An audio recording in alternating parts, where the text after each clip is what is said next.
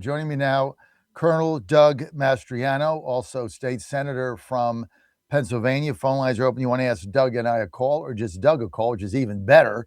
888-480-JOHN, 888-480-5646. Jonathan Pollard interview coming up at 10 a.m. today. Don't want to miss that. Let's get to Colonel Mastriano. Colonel, we got a lot to talk about. Let's start with Greenland. What is the president trying to do here? Denmark doesn't want to sell it. What's the next step? Yeah, I think this is the beginning of serious negotiations with Denmark. The bottom line, strategically and politically, is China and Russia are dorking around Greenland with the shipping lanes up there, and specifically the North Pole. This is no secret to us. Our national security strategy under both Democrats and Republicans has highlighted the region is key to America's national security. Denmark's going to have to talk to us. And, we do have about 800 troops already stationed there. I know my dad worked there with the Navy during the Cold War. It's a key area. It's adjacent to a sea lane that the Soviets used during the Cold War and that the Russians can use to get close to our shores. So it's imperative that Greenland starts talking with the United States. From an alliance standpoint here, I think it's all about negotiation. 5 different times since 1945, the United States has asked to work out a deal with the Danes. The Danes have given us access to basing and whatnot. We need a bit more guarantees. There was a deal recently, and I think this is what may have triggered it. I know there's raw earth minerals, 25% of the world's reserves, and there's other oil potential, liquefied natural gas, perhaps. I think that's a side issue. I think we need guarantees that there won't be any Chinese deals going in. Apparently, last year or recently, at least, John, the Chinese got in on a back door in a deal, and thankfully, the United States found out the Chinese were in on it to expand their economic interests in Greenland. That simply can't happen. It's too close. It's too dangerous. And, the Danes have been great allies for America. I served alongside many Danish soldiers in all my Afghan tours. The Danes have been there. Proportionally, for allies, they've lost more men in combat fighting American wars than any other ally. So I think we could work something out in the end with them. What do you see? You see like a sale? I mean, how would you frame this? Yeah, I honestly just don't know. I mean, Europeans are doing one thing. What's interesting to me is I happened to be in a NATO conference this past November. My first day there, I was in a meeting with about 20 or 30 ambassadors, NATO ambassadors, in Vilnius, Lithuania, and the United States had announced a deal, working with Zelensky to bring peace in Russia. And the Europeans were just most of them were unhinged and personally insulted that they were not consulted on the peace deal before America started talking with Zelensky in Kiev. Finally, the Lithuanian foreign minister stopped all this whining and complaining and said, "Guys, where's your plan? Shut up. Where's your plan?" And they finally got quiet. So I think we're seeing a lot of a knee-jerk reaction in Europe right now. I think this is the 5th or 6th time since 1945. To finish my thought from earlier that I kind of lost. This is the 5th or 6th time the United States, asked Denmark that we could buy it. Buying is guarantees that China and Russia get no benefit, that there's no backdoor deals. There's no camel sticking its nose under the tent. We know China will try to do that. They already have tried. They have interests throughout Latin America and Africa because we've been looking the other way, fighting losing wars in Iraq and Afghanistan. We cannot have that in Greenland or Mexico. Okay, it looks like a deal is imminent, as President Trump said, and others. If he says something, you better take him seriously. Yeah. I think eventually we're going to move towards something. And I thought what he said at the press conference that I was in, I think on Friday, Greenland came up, and one of the libtard reporters said, "Why not lease it?" And he's like, "Because leasing doesn't do anything. Like you can't protect it. Like I'm not going to protect the lease. If we own it, I'm going to protect that." So he said, "I want ownership. That's the way we roll, and that's what I'm going to do." And so that to me, the Greenland thing is imminent. It is coming. All right, let's get to Iran.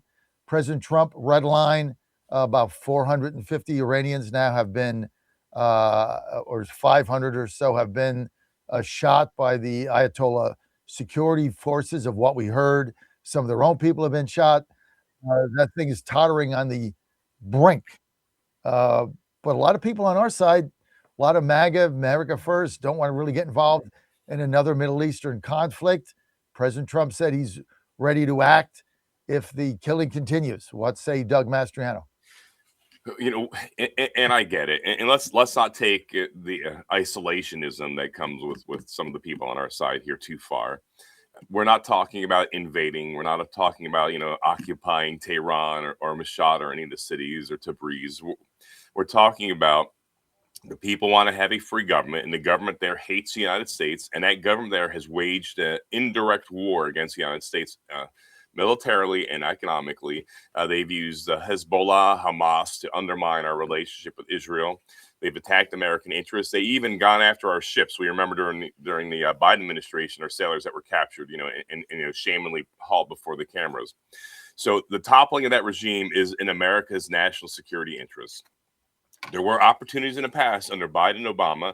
We remember the Green Revolution in 2013. They were close. It was even worse than it is right now as far as the uprising. It wasn't looking good for the regime. And Obama, like a typical Democrat, did nothing. And we lost an opportunity. So what's going to happen here? I think they've crossed Donald Trump's line already by killing, upwards of 500 people. Protesters across the country. Really hard to deduce, John, what's going on because of the internet blackout that they keep on doing there. But there is Starlink. God bless Elon Musk. But I think what's going to happen is there's going to be military strikes against security and leadership infrastructure across the nation here to decapitate or at least reduce the capability of Iranian security forces from reacting.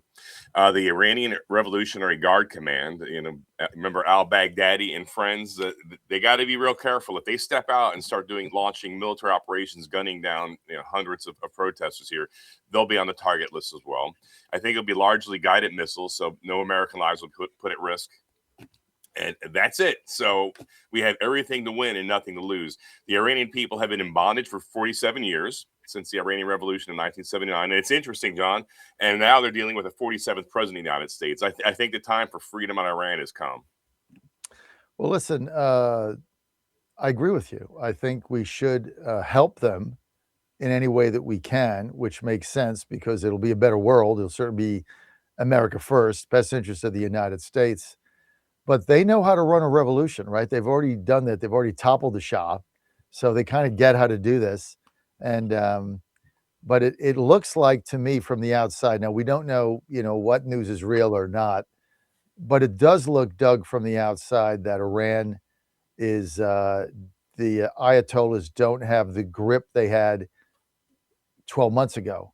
And this thing seems to be getting bigger, and eventually, if they don't bring the tanks out, like, the CCP did in Tiananmen Square, you start overrunning the government. You eventually gonna overrun them just like they overran the Shah. I mean, do you see that happening here? Where they just basically storm the gates and the Ayatollah has to flee, much like what happened to Assad in Syria. So the Ayatollah there, I think he's 87 years old. He's already announced plans to flee to Russia if things go cross-eyed. That's interesting, John. We've never heard that before. He knows, and they know they're not dealing with a loser like Obama or Biden. They're dealing with Donald Trump.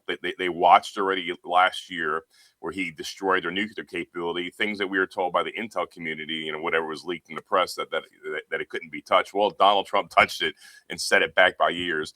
He got us out of that ridiculous, stupid deal that Biden and Obama drafted with Iran. The Ayatollahs hate us. They're behind many of the terrorist attacks against Americans and Israel around the world. And it would be a good thing for that regime to topple. Also, John, interesting enough, Iran is a very sophisticated and should be a very cosmopolitan kind of place. It's very diverse. It's largely Persian, not Arab. There is a small Arab population, but there's Azeris, Kurds, Pashtuns. I mean, it's a very diverse country. And religiously, there's rumors going around that over 1 million Iranians have converted to Christianity under the reign of the Ayatollahs here. So something's really changing in its society. I think the last nail in the coffin is economics. They're running like an Islamo socialist country there where the leadership benefits and the people don't. they've run out of water in Tehran and other places here for piss poor management of their resources. And economically, the people have been brought to their knees. So I think this is the end. It will be the end if Donald Trump, oh no, when Donald Trump launches assets to take down their security forces, who are opening fire on the protesters here. I think it's done. I think the regime is done. Maybe the Shah's son will come back from California, because the Shah Pahlavi, he fled to the United States when he fell under Jimmy Carter, a Democrat president, by the way. I think the most likely outcome is the Shah's son will come back and try to form a coalition to get the country back on its feet. Let's get to cut 17, because you and I agree. I believe that Trump should put assets there, certainly not ground troops or invasion, but assets there to support the protesters, as I thought GW should have done in Tiananmen Square. And he did the opposite. He basically made a deal with the CCP that he would look the other way when they wiped out thousands of young protesters. I don't think that's going to happen here. But then we got the other side. Like, here's Steve Bannon the other day slamming this whole thing. Cut 17. Roll it. Lindsey Graham and all, Tel Aviv Levin and all this crowd, all they want to do is invade Iran. We've got enough on our plate right now. The president with hemispheric defense, what's going on in Venezuela, potentially Greenland, talking about the Arctic. Right now, this huge fight that's going to happen about Ukraine, about security guarantees, with the French and the British lying to people and saying they're going to put troops, they're going to put military hubs up near the line of contact with the Russians, when we know they're never going to fulfill that. Why? They're dead broke. Look at the domestic policy. France has no money. They can't. They have a parliament they can't even get a budget out of. Why? Because they're so in debt and the deficits are so big. They have no cash for troops to go to Ukraine. The UK is the exact same thing. Both of these countries are in financial crisis, and they're going to look to us to bail them out. The president's plate is absolutely full. That's one perspective, that we shouldn't get involved. I don't share that view. I respect that view of Steve's, but I don't share that. What say you? Having fought, in some of our losing wars in recent history here, and I'm no hero, but that was my life, 30 years in uniform. I become more of a pacifist, and I'm more cautious about sending our sons and daughters overseas, because if we're going to wage war, let's do it to win it. And I knew in Afghanistan, the way we were playing it, it was going to be a sort of repeat of Vietnam, incrementalism, all the stuff that we learned in Desert Storm, and then we repeated Vietnam in my lifetime. Iraq, the same thing. I knew when Ambassador Bremer announced de-Baathification. If you remember the Ba'ath Party, you can't serve in the government. So great, a million angry men with weapons now were pissed off at us, and the insurgency, exploded. We're not talking in an American force invading Iran. I was involved in war games over my years, serving as an intel officer. Usually we play the enemy forces. I played enemy, Iranian commanders here, and a ground war is very difficult there with the Zagros Mountains. I get it. I think if we're involved, Steve, we're talking economics, but militarily, diplomatically, I got it. We'll use all the instruments of the dime, diplomatic information, military, and economics. But militarily, it's simply taking down their security structure, attacking police stations, attacking the prisons, attacking the command and control headquarters, the Iranian Revolutionary Guards, from a distance with guided precision missiles, and to degrade their ability to attack the protesters. So this is not boots on the ground. It's apples and oranges. It's standing afar, limiting or debilitating the Iranian ability to kill protesters in an organized fashion. That's all it is. So I'm not sure where Steve was going on that here. America can't simply, I don't want foreign interventions either. I got it. I fought in some of those wars there, and what a waste of lives and treasure. This is not it. It's in our national security strategy that the Iranian regime be toppled, and let the Iranians figure out what's ahead. That's not our business here. But the Ayatollahs running the show here hasn't done America any favors. So it's in our best interest if they topple. Can't be replaced by anything worse, right? You can't get worse than it's been. It can only be better. And but I think, look, when we had an opportunity under, I think it was Obama, we did nothing. Yeah. So I think there's an opportunity here to maybe help the insurgents, help the protesters be in a better position to move forward with what looks like to me a pretty legitimate revolution going on there. Doug Mastriano with us. Doug, Senator, Pennsylvania, Republican, the Gettysburg area colonel, retired now, served in intel for 3 decades. Doug, let's get to Venezuela. I was at the press conference on Friday with the oil executives. Pretty fascinating. Basically, President Trump getting all the oil executives in there. And when he dismissed the press we were there about 2 hours. He took a lot of questions on very different things, but then he dismissed us. So it was like 2:30 to 5. We got there maybe at 3, went to about 5:15, 2 hours and 15 minutes or so, maybe 5:30, 2.5. Then he dismissed the media to negotiate, shut the doors. And a lot of different people coming to the table with different deals. Interesting, Exxon said that we don't really feel this is something that we can make money at. I mean, it's non-recoverable, and it's a bad bet for us. So Trump basically cut him out, said, all right, you guys suck, you're out. We got other people that want to invest in here. So Trump basically getting our U.S. Energy companies together to get the oil out. What was your whole take on that thing? That had to be a fascinating meeting, John. Well done that you're included in these high level discussions and watching that. Thank you. That is, it's simply amazing. What I have to tell the executives and our allies overseas: don't be on the losing end of an argument with Donald Trump. He's looking out for America's interests. And yeah, you might not make hand over fist money here, but pitch in as a patriot, as an American. Donald Trump will find somebody who'll work with him. And now Exxon is on the outs here, and it's going to do them and their stockholders no good. We need people to step up. We're not putting boots on the ground at this point in Venezuela here. We're kind of letting it, the situation run out. But it was a great thing for America when, of course, that regime collapsed. That leader was taken out since he was selling drugs and killing Americans. But in the end, get on board. Otherwise, you're going to lose. I mean, I said at the beginning, this Venezuela incursion was about oil, and everybody, got all upset. And they're saying, no, because the spin was it's about drugs. And certainly the drug issue was a big part of it.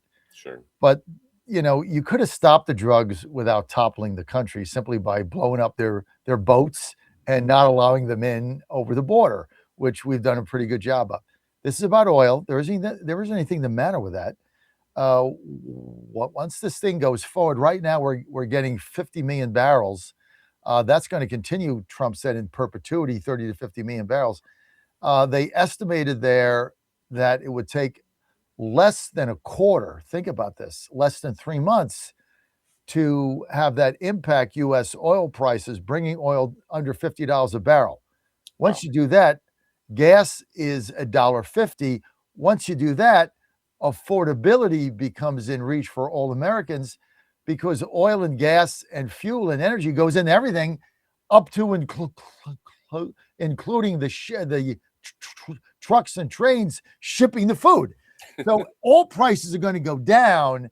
Yes. Why isn't the left wing and part of our, I guess I'm calling the right wing podcaster crew, why aren't they seeing this for a huge benefit to the American public in lower prices? Yeah, I get the left wing. They're contrarians. There's nothing that our party or Donald Trump can do that they'll celebrate. There's nothing at all that we could ever do to celebrate on their side here. They're lunatics, they're ideologues, they're Marxists. They hate our country and they hate anything good about America. They want us denigrated and brought to our knees. It's interesting here. The fact is, if that ever happened here, they would hate life and then start being victims. On the other side, I don't know why our side is just so wed to this concept of isolationism here. It was in America's interest for Maduro to go away, to be arrested. And yes, it was about oil then. It was about oil in Kuwait in 1990, 1991 Desert Storm, to maintain our quality of life. It's a big deal. I'll note that the people mostly rejoicing are Venezuelans, both in the country and out of the country here. That should send a message to people on the far left and far right here that this was a good thing. And we haven't occupied the country here. Yeah, maybe eventually, if some of the offshore oil rigs, will see some Americans, present on trying to get those operations going. But there's no talks about occupying Venezuela. That's a whole different discussion here. But taking military action off the table as some kind of symbolic gesture of isolation isolationism here. It doesn't do us any good. We'd be feckless. The only reason why the revolution in Iran failed in 2013 under Obama is because he expressed some support and then he got quiet and disappeared. And of course, they were gunned down in the streets, and it was all for naught. This time here, we have a president. He doesn't want American troops on the ground here, but by goodness, he's not afraid to use a military instrument here. And I think that's one thing that's restraining the Iranian government. I think they're going to get desperate, John, in the next week or two here as they're about to lose power here and maybe unleash hell. But then they're going to have to deal with hell when Donald Trump returns fire here with guided missiles across their country, taking out their leadership. And so it's a serious issue. It's in our favor, in our interest for Iran to have a different regime. It was definitely in our interest for Maduro to go away, who was propped up by Iran, who was helped by Russia, and who actually had terrorist cells training Hezbollah, Hamas in his country. What's wrong with taking out an enemy of our people? I mean, look, Doug, I'm with you here, and nobody is a bigger Trump or MAGA supporter than me. I've been with him for a decade. I was the first one in media to back him in 2015, the first one in the country. And when he was at 1%. But I agree with what he's doing in the foreign policy front. And I don't really understand what the clickbait crew has a problem with here. Oil prices in Venezuela, because of Venezuela, are going to come down. People are going to be freer. And look, they're not doing debathification like we learned from that. So everybody's like, oh, how come he hasn't put Maduro in charge? How come there's not, how come they haven't held elections? It's been like 5 days, right? It's been a week. I mean, let's get this thing straightened out. He's letting the country as it exists now run themselves as long as they cooperate. And if they don't, he'll take them out. I mean, it's simple. So we have time. Main thing is let's get the oil investments in there. And he had all the right companies there, from the suppliers to the shippers to the drillers to a wildcatter. They were all there. And it was fascinating to see. That's the thing. When you see it on TV, it's different than when you're there. Because when you're there, like I am, you get the full perspective. You can see the facial expressions of people. You can see what J.D. Vance's role was. You can see how involved Rubio is. Tremendously involved, right? I mean, the difference in looking at Rubio and Vance there, Vance had a role, VP, be nice, say some nice things. Rubio's calling the shots. I mean, there was no, because the people that had questions were going to him to ask if they could ask something. It was fascinating to see. I tell you the other interesting thing there that I just thought, look, I'm not going to judge it. I just got to say that it was odd. I'm just saying it was odd. Tucker Carlson, apparently he had lunch with the president that day, and he's sitting in the first row, one removed from the oil executives round table, one removed where White House staff was. And at the beginning, he was like making faces and, doing the Tucker thing, like the funny dog look or whatever he does. But I'm sitting there thinking, I just thought it was odd. I'm not going to look, I'm not passing judgment. I just thought it was like, okay, well, why is he here? Like, is he an oil investor? And maybe I missed it in his bio. Does he own an oil company? Does he own a transport shipping company that is involved in this? Like, is he a wildcatter now? Did he get in that business because he saw because he saw Landman, the TV series? And, now he wants to be a wildcatter like Billy Joe Bob or Billy Bob Thornton. I mean, is he the new Billy Bob Thornton? I had no idea. I just thought it was odd, and I'm not passing judgment. I just thought it was, I don't know why it was there. Like, why are you here? I mean, I knew why everybody else was there. I knew why Susie Wiles was there, Vance was there, Rubio, Secretary of Energy, right? I knew why he was there. Doug Burkham, who, by the way, is a very impressive guy. More I see this guy, the more I'm impressed with him. I knew why he was there. I knew why Margot Martin was there and why Micah was there. And I knew why everybody was there, but I didn't know why he was there. Do you have any idea? I'm going to postulate. I think you have a better grasp of the situation than I do. I think he's trying to win him back over. He's kind of gone off on the cliff here recently. And I think it's just to include him to bring him back. I don't know. I don't know if what your impression was. Did his demeanor change after he watched this interesting dialogue back and forth? No. Oh, huh. I mean, at the beginning, he's sitting there like laughing and pointing to people, and it was kind of ridiculous. I mean, I thought let's see the right word here, and I don't mean this to be affrontive. I'm not being affrontive, but I thought the meeting was dumbed down with him being there because he had no purpose or role. So why don't you have Doug Mastriano there? At least he's got, he served for 30 years. I mean, he did something. Like it kind of dumbed the whole thing down. Like it became like, what is this about? Like a dog and pony show? I don't know. I just find it weird. Whatever. I'm not involved in those decisions, but you're probably right. Trying to win him over. I don't know. I'm not sure. I don't want anything to do with this guy. I don't like what he does. I think it's just not for me. Not my cup of tea. And I don't agree with anything he's saying. And when he went to Moscow and had a video in a grocery store trying to tell us how great life was there, I've never tuned him in again, because that was just pure communist propaganda, Russian propaganda. Like, go to a Russian grocery store and tell me they're better than like Publix. I mean, give me a break. Come on, man. Yeah. So, sorry to go off on that tangent, but I'm not a fan. These guys, look, this is, and you might be running for governor, so you got to deal with these people. I mean, but it's the right wing clickbait crew, and they have an audience, and they vote, and so you gotta deal with them. But dude, better you than me.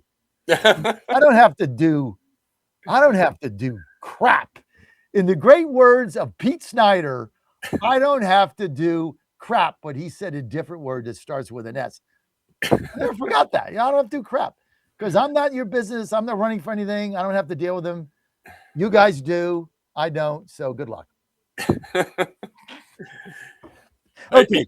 It is. Yeah, I'm a public official. I get reelected with 70% of the vote here. So, thankfully, I'm popular in my district here. But you're right. Yeah, but if you run for governor, you're gonna need all these podcaster frauds that are out there. There's the right wing podcaster crew, Candace Owens. You're gonna have to deal with her. My God, good luck with that. I can't wait to see. I can't wait to see the first interview Stacey Garrity does on Candace Owens. Let's see how that goes. Oh man, that's gonna be interesting. Man. And I love Stacey, right? We all know that. Well, I did announce last week, John, that we are not running for governor. So you did make an announcement. I did, yeah. You're smart, right? Who needs it? They already backed Stacey. Is Stacey going to be a good candidate, right? We'll see. She's got to win the voters over, and that's one thing I said during Rebby and I went live and we talked about it, because when you're cutting out the primary process here, you're not winning over the voters. You're having something handed to her, so she's going to have to motivate the grassroots, and they're not there right now. Well, she has ability to do that. She's got an upbeat, bouncy, vibrant, fun. She's actually a fun lady, because I've been out with her many times. I was in Milwaukee with her. She's a lot of fun. She got a lot of energy, and she bounces around. I don't know how she manages that in her heels, but look, she was served in National Guard, right? She was like a colonel. So she was a reservist, yeah. Yeah, she was a reservist. Okay, final thing, I got to go. Jonathan Pollard. I got him coming up at 10, exclusive interview. What question do you want me to ask him? You talking about the spy, Jonathan Pollard? Oh my gosh! I mean, what has he done to ameliorate, reduce the damage done to us when he revealed those secrets? What about the lives that potentially could have been lost with those secrets being released? And how does he amend for the compromise in American national security when he gave up those secrets? I'd be interested to hear. Have you really repented? What have you done to make up for this? It was a huge betrayal to us. It was huge.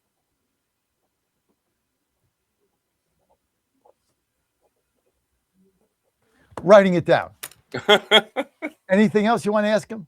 And that's the bottom line. He's actually on the line now. If you want to, if you want to ask him something. I'm just going to listen, man. I was in intel community for 30 years. So, actually he was at Fort Huachuca, the Army Intel School in Arizona. We were taught about him, and how he compromised and the damage that was done. So I'll be interesting to hear his take on this here, an honest back and forth with you on, why did you betray your country?